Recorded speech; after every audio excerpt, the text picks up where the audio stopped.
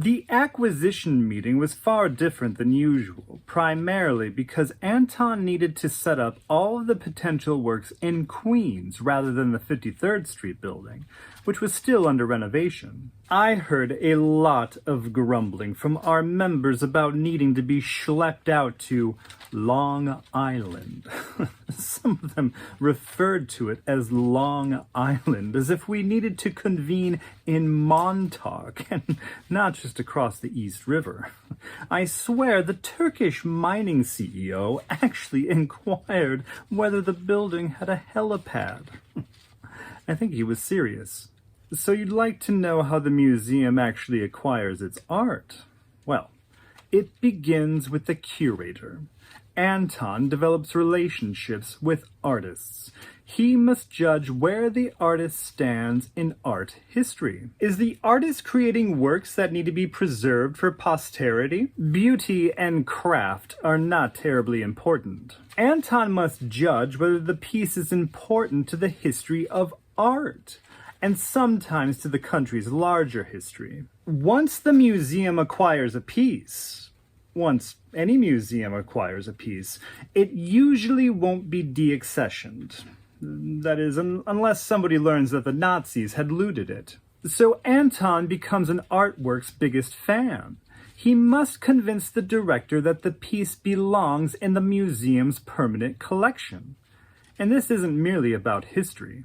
What is the work's condition? Is it an authentic piece? What is its provenance? How does it relate to the rest of the collection? Does it fill any gaps in the collection? Does it lead the collection down any future paths that must be considered? And then less important to the museum goer, but of great relevance to the director, how much will it cost to exhibit and store the piece? How much will its long-term maintenance cost? When exhibited, will this be a piece that draws larger audiences, therefore justifying a larger price tag? Based on art world gossip, that last point finally made the director believe Anton should acquire Merode's boxers. And at this point, with the director's blessing, Anton must convince the 12 of us on the Film and Media Committee to vote in favor of acquiring the work. When we met in early 2004 at the Queens building for our quarterly meeting, we had the added pressure of acquiring works suited for our first permanent space,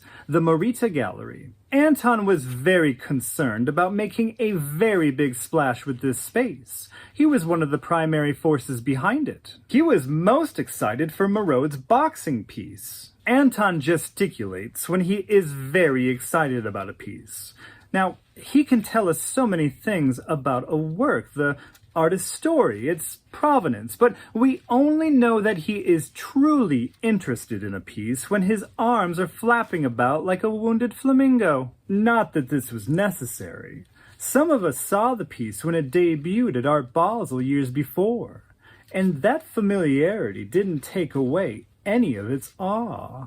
When I wasn't dumbstruck by this interactive installation, I snuck glances at my fellow committee members, observing their own awe-struck mouths agape, and I was delighted to realize that yes, we were in the presence of magic, and my predilections had been confirmed. As we viewed it a second and third time, Anton scrambled around, belligerently yelling about something he hadn't noticed on screen before. It's still new, he yelled. It's still now. It will always be now. So it was then up to our committee to vote on it.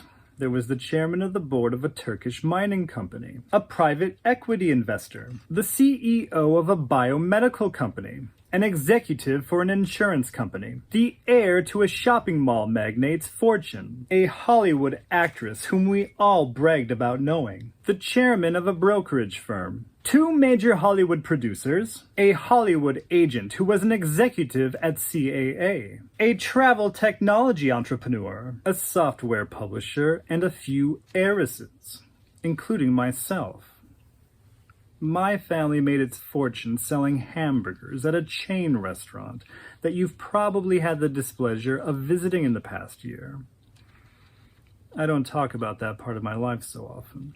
Like the other heiresses, I prefer the job title of philanthropist. Not surprisingly, there were no artists among our ranks. No, and no curators either.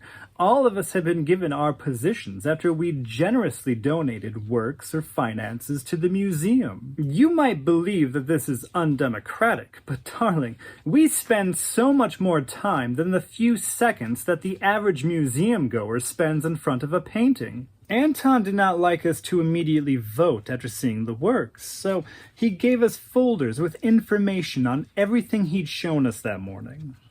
Though I don't think that any of us would remember anything aside from Merode's piece. He then said that he'd begin accepting anonymous votes in 24 hours, and he sent us on our way, via helicopter or mere chauffeured car.